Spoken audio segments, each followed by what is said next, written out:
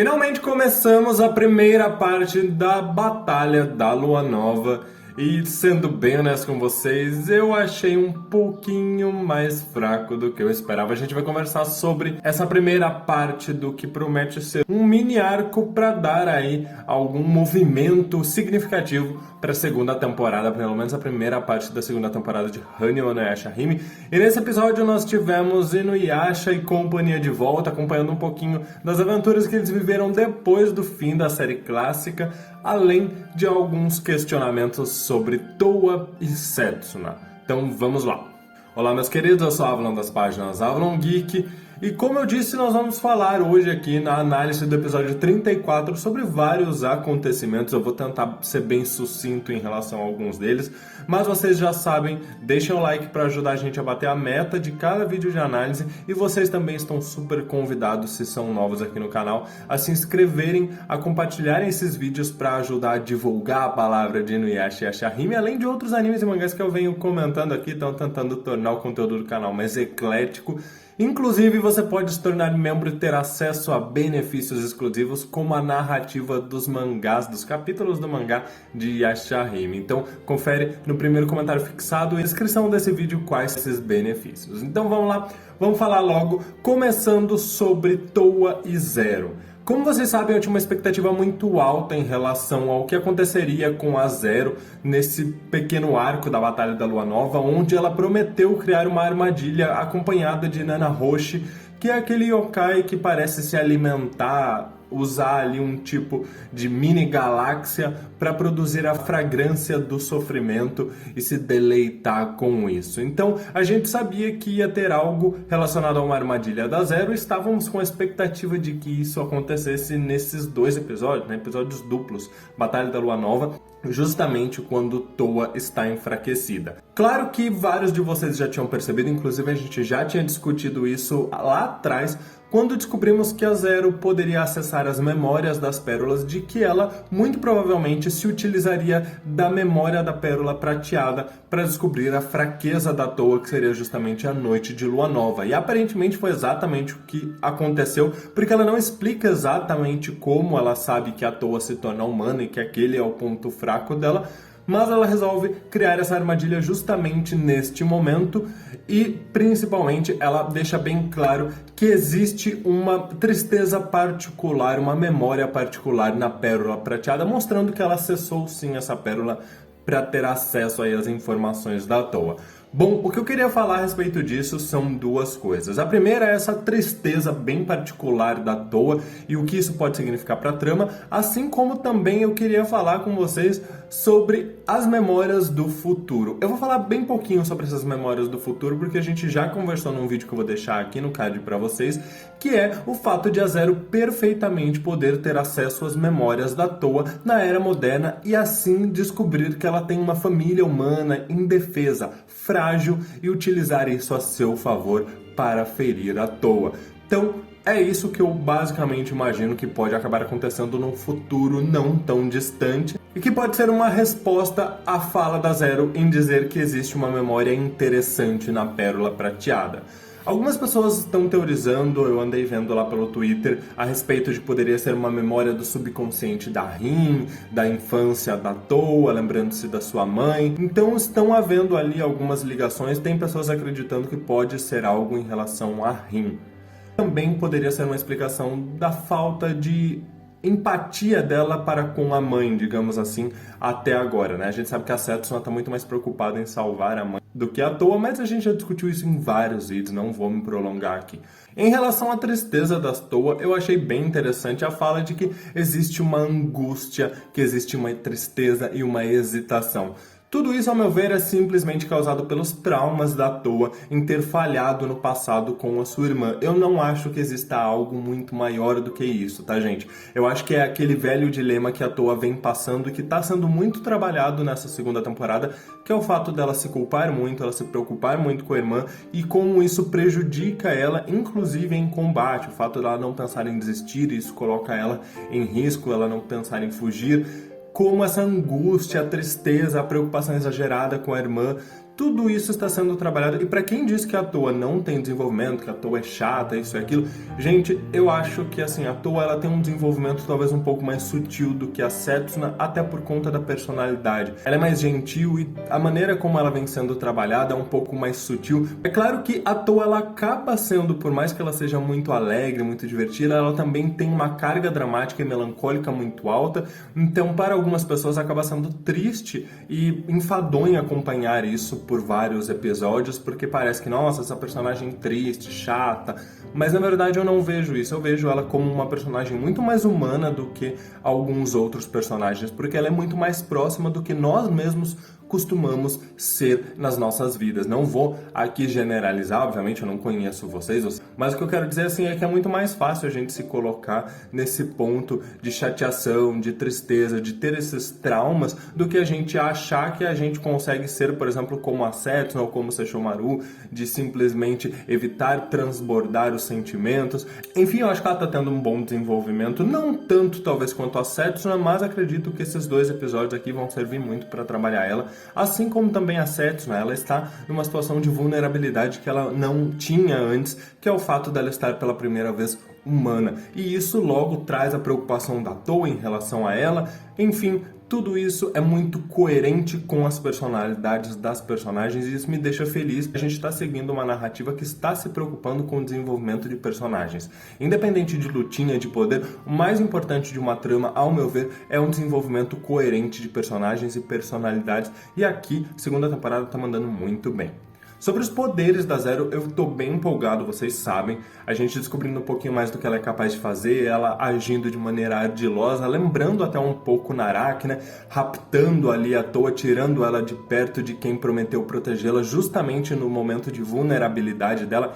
Isso lembra muito Naraki e eu tenho grandes expectativas, principalmente porque a gente vê novamente a Zero agindo ali, digamos, pelas sombras, né? Por detrás das cortinas do palco. Ela simplesmente coloca a Toa naquele momento de vulnerabilidade, mas ela não promete enfrentar a Toa nos próximos episódios. O que ela promete é justamente deixar que Nanahoshi se delecie com aquela tristeza. Ou seja, não é ela que vai dar conta da Toa. Ela quer que outros subordinados, servos, lacaios, enfim, sejam lá quem sejam os yokais que estejam sendo usados pela Zero, é a maneira como ela age, assim como ela agiu na primeira temporada por detrás de Kirinmaru, aproveitando de seu irmão e do poder dele para que ele mesmo matasse as Yashahimes. Tanto que a gente viu no final da primeira temporada que chegou um ponto em que ela falou: basta, agora eu mesma vou matá-las com as minhas próprias mãos. E aqui ela resolveu voltar para a primeira estratégia, porque ela descobriu que se ela absorver as pérolas, ela terá que absorver também aquelas lembranças. Então ela inclusive diz que esse será o último recurso dela, o que também serve para a narrativa para estender um pouco mais. Se a Zero é tão poderosa ao ponto de ser mais poderosa do que o próprio Kirinmaru, por que ela não absorve logo as pérolas e derrota os meninos? Justamente porque tem esse impasse dos sentimentos que ela não quer absorver.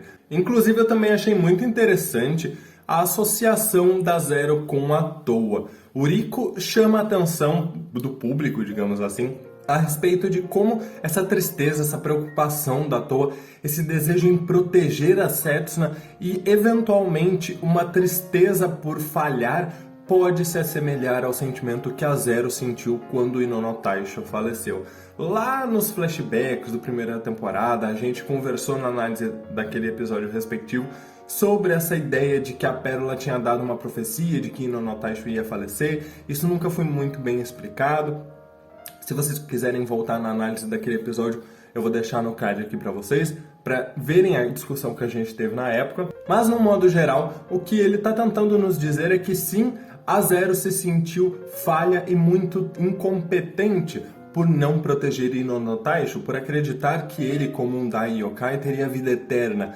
E isso causou aquela tristeza dela ao ponto de abrir mão de seus sentimentos, e ele se preocupa que isso possa eventualmente acontecer com a Toa. Isso é um indicativo pra gente de que ela está muito mais próxima do vilão, da Zero, do que a gente imagina. Eu acho isso muito bom, porque a partir do momento que a gente começa a ter um paralelo entre a protagonista e a vilã, mostrando que o que separa uma da outra talvez seja apenas um evento trágico, traumático e que pode acontecer com a protagonista, a gente começa a entender um pouco mais da vilã, simpatizar um pouco mais com ela e também se preocupar um pouco mais com a protagonista e com os rumos que ela possa tomar. Por exemplo, muitos de vocês gostam do Naraki, por mais que ele tenha sido um vilão muito, abre aspas, bom, pelo menos em bom enquanto ser vilão, né? Ele causou muita tristeza. Muitos de vocês, ao final da história de Inuyasha, conseguiram entender a mágoa dele. Não justificar, mas entender toda aquela tristeza. E eu acredito que isso aqui, pouco a pouco, vem construindo pra gente uma narrativa pra gente conseguir se afeiçoar um pouquinho mais com a Zero, né? Inclusive eu já fiz um vídeo tentando explicar um pouquinho sobre os sentimentos da Zero e eu fico muito feliz que a trama de Ashahime na segunda temporada esteja trabalhando isso, inclusive causando esse paralelismo da Towa com a Zero, porque a gente pode acabar tendo uma relação muito mais próxima das duas, e isso vai me deixar muito mais agradado, não só ver a Towa como uma rival do Kirin-Maru, mas também ver como a própria Towa pode acabar se tornando uma Zero, porque vocês percebem o conflito que isso pode acabar gerando no futuro? A Setsuna tem uma birra pessoal ali muito mais forte com a Zero do que a Towa, enquanto que a Towa tem um problema a ser resolvido com o Kirin-Maru. Mas a partir do momento em que a Towa está correndo um certo risco de se tornar uma Zero no futuro, no sentido de, eventualmente, se algo acontecer, ela não conseguir suportar os seus sentimentos e acabar tomando medidas desesperadas, como a Zero tomou no passado, isso traz pra gente um possível conflito entre Towa e Setsuna, onde talvez a Setsuna entenda um pouco mais, compreenda um pouco mais da Zero e também precise ter um pouco mais de cuidado com a sua irmã. Então isso me deixa muito esperançoso de como isso vai ser trabalhado no futuro. Vai ser só pra Setsuna, de repente, entender um pouquinho mais da Zero e talvez desenvolver compaixão com ela? Ou será que a gente vai precisar que ela entenda e reflita sobre isso para ela mesma saber como lidar melhor com a irmã dela, com medo de que a irmã dela possa seguir o mesmo caminho que a Zero? Quero que vocês fiquem de olho sobre isso e digam aí nos comentários o que vocês acham disso tudo. Inclusive em relação a Setsuna, eu estou gostando bastante do fato de ela estar descobrindo um pouco sobre a forma humana dela e principalmente como ela está tentando ser útil para não sobrecarregar os exterminadores na questão de ter que protegê-la. Gostei muito inclusive do design dela, bem cabeludo, não esperava isso, mas tem uma coerência muito grande com a inspiração das princesas feudais, né? Aquele cabelão bem comprido. A própria Izayoi era muito parecida. Vamos ver o que vai acontecer com ela. Ela não quer se sentir desprotegida e também não quer sobrecarregar os amigos, muito menos sentir que ela está sendo um peso para eles. Outras coisas que eu queria comentar sobre esse episódio, embora eu já tenha me estendido bastante aí, são que eu gostei muito da sensação nostálgica de ver Inuyasha as turminhas de novo. Eu queria ter visto um pouquinho mais, porque eu achei que foi muito rápido, né? Foi menos da metade do episódio, a gente fica com aquela dorzinha no coração de não ver eles ali, por mais que fosse só uma lembrança, foi muito boa. E principalmente acho que ver o desenvolvimento da Agome, isso me deixou muito feliz, ver como os poderes espirituais da Agome foram a chave para derrotar aquele guaxinim da lua cheia, inclusive nos dá ali uma dica de que é isso que a Moroha vai precisar fazer. Eu venho falando para vocês desde o final da primeira temporada de que a gente devia prestar atenção aos poderes espirituais da Moroha, porque aquela fala sobre a pérola vermelha atrapalhar os poderes espirituais dela não foi à toa, e eu tenho essa certeza de que eles vão cada vez mais dar foco para esse desenvolvimento de poderes espirituais dela. Ela já tem uma espada muito poderosa, ela só precisa controlar um pouquinho mais os poderes da Beniyasha, mas eu acho que o que ela precisa desenvolver muito mais são os poderes espirituais, e parece que é o que vai acontecer aqui para ela poder derrotar esses inimigos guaxinins. Gostei de entender um pouquinho mais da dinâmica do passado do Takechio. Não é uma história que está super me prendendo, se eu vou ser bem honesto com vocês. Não tô lá tão interessado em ver aí essa história do Takechio, essa história desse guaxinim. Eu só quero ver a Moroha lutando um pouquinho mais e também ver aí logo essa conclusão, porque é uma história que está se estendendo por vários episódios ali num plano de fundo. Então eu acho que eu já tô meio cansado dela. Mas eu gostei muito de ver Inuyasha, de ver a turminha, de ver a diferença do comportamento do Miroki. Pelo menos, ainda que com medo da sangue, ele consiga se controlar dessa vez. o que mostra que pouco a pouco os personagens foram amadurecendo, foram crescendo, e isso é muito interessante. Gostei de ver muitas coisas nesse episódio, mas num sentido de nostalgia. Não foi um episódio que eu falei, meu Deus, nossa, que episódio maravilhoso, mas eu me diverti. Quem estava em live viu que eu gostei bastante, eu consegui me divertir bastante do episódio. E, inclusive, coisas que fui pensar só depois, né, vendo o episódio legendado, foi o fato de que parece que o Rico realmente voltou a enxergar. Então, aquela minha ideia de metáfora lá caiu por terra. Eu não sei como explicar isso pra vocês. Não sei se, de repente, a Toa tem algum tipo de poder curativo inconsciente e, ao dar o creme pro Rico, isso acabou curando os olhos dele. Honestamente, não sei, ou se a própria cegueira é uma questão temporária, porque os olhos dele mudaram de cor, tá? Eu só vou sugerir para vocês se lembrarem que a Toa, num determinado momento lá na primeira temporada, conseguiu purificar a alma de yokais, como própria ameaça lá, esqueci o nome daquela ameaça javali agora, vou ficar devendo aqui para vocês na análise. Mas, enfim, ela conseguiu purificar a alma dele, então algumas pessoas já até chegaram a fazer alusões de que era uma referência ao poder da Tenseiga, que purificou as almas lá no mundo dos mortos, em Kanketsuren. Não sei se isso poderia ser levado em conta para querer dizer que talvez a Toa tenha conseguido curar os olhos do Rico por, sei lá, uma influência da espada herdada por Sesshomaru, que era canino de Inonotaisho, que salvava vidas, de repente ela tem algum poder curativo. Não sei, porque o próprio Kirinmaru conseguiu se curar da cicatriz, então teoricamente o Rico também poderia se curar de ferimentos. Não sei o porquê que ele voltou a enxergar, tá? Vocês podem comentar aí o que vocês acham. Eu tô jogando ideias aqui e vocês me digam o que vocês acham. Meus queridos, é o que eu tenho da análise de hoje para trazer para vocês. Quero saber a opinião de vocês, principalmente nessa construção de personagens, porque eu tô gostando bastante. Muito obrigado por tudo, um grande abraço, até mais!